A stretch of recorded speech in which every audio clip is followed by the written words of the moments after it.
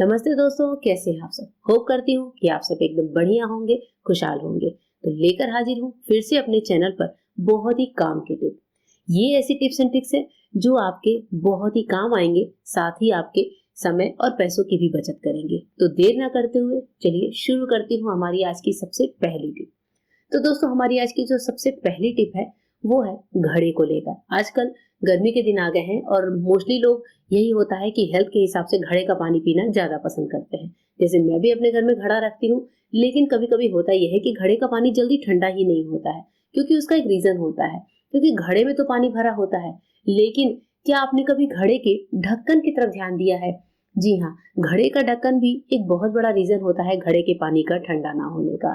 तो ऐसे टाइम पर आपको क्या करना है कि आपने घड़े को जिस भी प्लेट से ढका हुआ है वो प्लेट को यूं लीजिए कि उसमें थोड़ा सा पानी आप डाल सकें। आपको यहाँ पर डालना है थोड़ा सा पानी, और बस इसी पानी वाली प्लेट से घड़े को ढककर छोड़ देना है। इससे क्या होगा कि जो हमारे घड़े की ऊपरी परत है उस पे पानी होने की वजह से ये नीचे तक एक घड़े को एक ताजगी सा, एक शीतलता सा देगा। और अगर आपके पास ठंडा पानी है तो प्लेट में ठंडा पानी डालें। इससे आप देखेंगे कि जो घड़े का पानी है वो बहुत जल्दी ठंडा होता है। बिल्कुल आपको इस पानी को पीने के बाद फ्रिज का सा एहसास होगा। यहाँ पर देखिए, मैंने ग्लास में पानी निकाला हुआ है और जो पानी का एक लेयर होता है ठंडे पानी का, वो ग्लास में बन रहा है। यहाँ पर मैं आपको ये दिखा रही हूँ कि इस घड़े का पानी कितना ज्यादा ठंडा होता है जब हम ढक्कन पर पानी डालते हैं और उसको इस तरीके से स्टोर करके रखते हैं। होप करती हूँ ये टिप आपके काम आएगी। नेक्स्ट टिप है मसाले के डिब्बों को लेकर। आपके पास किसी तरह के मसाले होते हैं, हम मोस्टली मंगाते हैं, अंदर जब मसाला खत्म हो जाता है। क्या आपने कभी इस मसाले का जो डिब्बा है इसका इस्तेमाल किया है? अगर नहीं किया है तो मैं आज आपको बताने वाली हूँ। जो अंदर वाली चीज है, यानी कि जिसमें मसाले होते हैं, वो पार्ट आपको निकाल देना है, यानी कि उसको हटा देना है। अब जो नीचे हमारे पास ये दफ्ती का एक डिब्बा मिलता है, इस डब्बे का जो अंदर का पार्ट है ये होता है फूड ग्रेडेबल, मतलब फूड ग्रेड की क्वालिटी का होता है। इसको हम अपने खाने पीने की चीजों के साथ इस्तेमाल कर सकते हैं। जैसे अभी मैंने प्लेट में रखा, इसके बाद से क्या होता है, कभी कभी हम कुछ चीजें तलते हैं, कभी कोई पकौड़ी, कभी कोई फ्राइज, पापड़ वगैरह, तो उनको रखने के लिए मोस्टली हम टिश्यू पेपर का इस्तेमाल करते हैं। इससे टिश्यू का फालतू वेस्टेज भी बढ़ता है और टिश्यू जो है बहुत ज्यादा ऑयल अच्छे से एब्जॉर्ब भी नहीं करता। तो ऐसे टाइम पर आप मसालों के डिब्बों को इस तरीके से अपने पास स्टोर करके रखिए। जब भी आप मसाला मार्केट से मंगाते हैं तो इस तरह से उसको खोल लीजिए, और जब आप कोई चीज तलिए, जैसे मैं फ्राइज वगैरह तलती हूँ, तो मैं इसको इसी तरह के डब्बे पर रख देती हूँ। जो नीचे वाला दफ्ती का डब्बा है, जो लेयर है, वो ऑयल को बहुत अच्छे से अपने अंदर एब्जॉर्ब करता है। कोई टिक्की तल रहा है, कुछ पकौड़ी तल रहे हैं, कोई भी ऑयली चीज आप इस पर बहुत ही इजी से तरीके से निकाल कर इस पर रख सकते हैं। और ये फूड ग्रेडेबल होता है, तो ये हमारी हेल्थ को नुकसान भी नहीं करता। देखिए यहाँ पर फ्राइज का कितना सारा ऑयल हमारे इस डब्बे पर आ गया है। तो इस तरीके से तलने का जो भी काम होता है उस पर आप रख सकते हैं। इवन आप पराठे वगैरह सेक कर या फिर चीले वगैरह सेक कर भी इस पर रखकर और अपने टिश्यू का खर्चा बचा सकते हैं। इसी तरीके से इस डब्बे का एक और इस्तेमाल आपके साथ शेयर कर रही हूँ कि जैसे हम लोग कैसरोल में रोटी रखते हैं, रोटी रखते समय मोस्टली हम क्या करते हैं, टिश्यू पेपर नहीं है तो न्यूज़पेपर का इस्तेमाल कर लेते हैं। न्यूज़पेपर जो होता है वो बहुत ही ज्यादा खतरनाक होता है हमारी हेल्थ के हिसाब से। तो ऐसे टाइम पर आप इन डब्बों का भी इस्तेमाल कर सकते हैं। और ये जो डब्बे हैं, इनको खोलने के बाद आप एक ही बार नहीं बल्कि 2 से 3 बार भी इस्तेमाल कर सकते हैं। तो न्यूज़पेपर की बजाय, टिश्यू पेपर की बजाय आप इनका इस्तेमाल करिए। 2 से 3 बार आप इनका इस्तेमाल कर सकते हैं अपनी गर्मा गर्म रोटियों को रखने के लिए। नेक्स्ट टिप है दाल के डब्बे को लेकर। दालों में कीड़े लगने की समस्या हो, घुन की समस्या हो या फिर नमी की समस्या हो, तो दाल की इस समस्या का इलाज आज आप सभी के साथ शेयर कर रही हूँ। इसके लिए हम एक बहुत ही अनोखा सा उपाय करने वाले हैं। जैसे आपने दाल को स्टोर किया, उसके बाद से आपको क्या करना है, आपको लेना है लकड़ी का एक स्पून। जो आइसक्रीम स्टिक होती है हमारे पास घर में होती है, हम आइसक्रीम मोस्टली जमाते रहते हैं, तो इस तरह की स्टिक पड़ी होती है घर में। तो इस तरह की एक आइसक्रीम की स्टिक ले लीजिए और बस उसको अपने दाल के डब्बे में डाल दीजिए। आइसक्रीम स्टिक में होता यह है कि जब इन आइसक्रीम स्टिक को फैक्ट्री में बनाया जाता है तो एक तरह का सोल्यूशन इन पर अप्लाई किया जाता है जो कि हमारे फूड ग्रेडेबल भी होता है, साथ ही हमारे दालों वगैरह को कीड़े से भी बचाता है। ध्यान रखिए कि स्पून सूखा होना चाहिए और इस तरह से दाल को आप स्टोर कर सकते हैं। नेक्स्ट टिप है चावल को लेकर। जब भी हम चावल बनाते हैं तो अगर आपको गार्लिक का फ्लेवर पसंद है तो अब आप सोचेंगे कि चावल में गार्लिक का फ्लेवर कैसे दिया जाए, इसके लिए तो हमें तड़का लगाना पड़ेगा।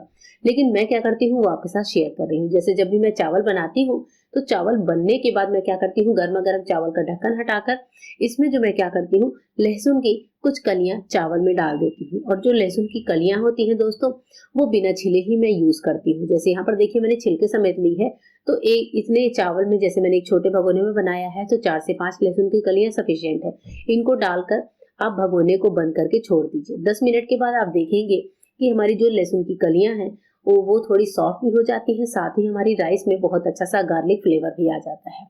और अब जब आप लहसुन की कलियों खाना खाना हो तो लहसुन की कलियों को निकाल कर अलग कर दीजिए, और उसके बाद जो है आप इस राइस को एंजॉय करिए। और जो लहसुन है उसका इस्तेमाल आप अपने किसी भी सब्जी वगैरह के तड़के में यूज कर सकते हैं। नेक्स्ट टिप है रायते को लेकर। अगर आपको रायता, दही बड़ा ये सारी चीजें पसंद है और इसकी दही आप घर पे जमाते हैं, फिर भी आपको बढ़िया सा टेस्टी स्वाद नहीं आता, आपको हर बार रायते में चीनी डालनी पड़ती है, उसके लिए बहुत अच्छा सा उपाय है कि जब भी रायते या दही बड़े के लिए आप दही जमा रहे हो, तो इस तरह से बर्तन में पहले दही को फैला लीजिए। उसके बाद से दही के लिए जमाने के लिए जो दूध है वो डाल दीजिए। अब इसके बाद से आपको डालनी है एक चीज दोस्तों, जो कि है चीनी। जी हाँ, रायते में चीनी ना डालकर जब आप दही जमाएं तब उस टाइम पे अगर आप चीनी को ऐड करते हैं और उसके बाद दही जमाते हैं, तो आप देखेंगे कि जो उस दही से हम रायता बनाते हैं या दही बड़ा बनाते हैं वो कितना ज्यादा टेस्टी बनता है। तो एक बार इस ट्रिक को जरूर आजमा कर देखिएगा। नेक्स्ट टिप है हमारी बटन को लेकर। इस तरह कई बार क्या होता है, घर में रंग बिरंगी बटन इकट्ठे हो जाते हैं, कभी किसी शर्ट से टूटते हैं, कभी कुछ, और ये इधर उधर बिखरे होते हैं। तो इनको एक जगह समेट कर रखने के लिए बहुत अच्छा सा उपाय है कि आप कोई बड़ी सेफ्टी पिन ले लीजिए और इस सेफ्टी पिन में जितने बटन है आपके घर में उन सबको पिरो लीजिए। इस तरह से क्या होगा कि ये जो बटन है वो एक जगह पर आपको इकट्ठा भी मिल जाएंगे, और जब भी आपको किसी शर्ट वगैरह में बटन को टाकना है तो इधर उधर खोजने की जरूरत नहीं पड़ेगी। और इस सेफ्टी पिन को आप अपने थ्रेड बॉक्स में रखिए, जिससे धागे के साथ हमें ये बटन भी मिल जाए और हमारा काम आसान हो जाए। तो इस तरीके से मैं सेफ्टी पिन में अपने घर के जितने बटन होते हैं इधर उधर पड़े हुए बिखरे हुए उनको इकट्ठा करके रखती हूँ। आप कैसे रखते हैं कमेंट में जरूर शेयर करिएगा। आइए देखते हैं एक और यूजफुल टिप। हमारी एक और जो यूजफुल टिप है वो ब्लाउज को लेकर है।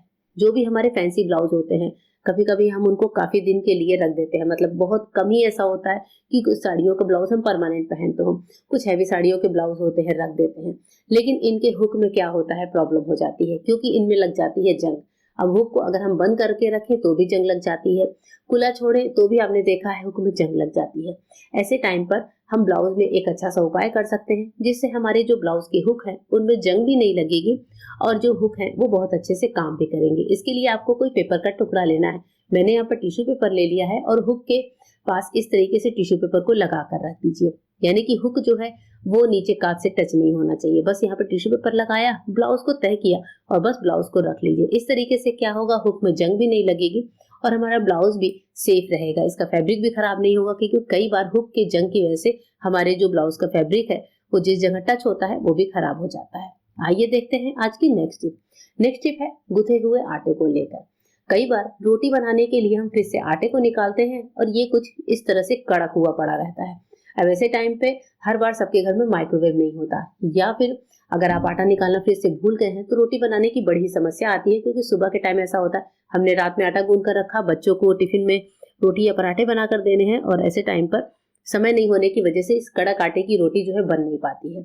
इसके लिए बहुत अच्छा सा उपाय बता रही हूँ कि आप प्रेशर कुकर में थोड़ा सा गर्म पानी ले लीजिए और इस गर्म पानी में अपने जो आटे वाला डिब्बा है उसको रख दीजिए। उसके बाद से इस प्रेशर कुकर का ढक्कन लगाकर इस कुकर को बस 1 से 2 मिनट के लिए छोड़ दीजिए। गर्म पानी की जो भाप है वो आटे को इतना अच्छी तरीके से मेल्ट कर देती है दोस्तों कि इसकी रोटियां बनाना बहुत ज्यादा आसान हो जाता है। देखिए मैंने सिर्फ 2 मिनट रखा है और गर्म पानी की भाप से हमारा आटा बिल्कुल ही सॉफ्ट हो चुका है। अब इसकी रोटी बनानी बहुत ज्यादा आसान है। तो पूरी वीडियो कैसी लगी कमेंट करके बताइएगा। मिलूंगी मेरे नए वीडियो में, तब तक के लिए गुड बाय, थैंक यू।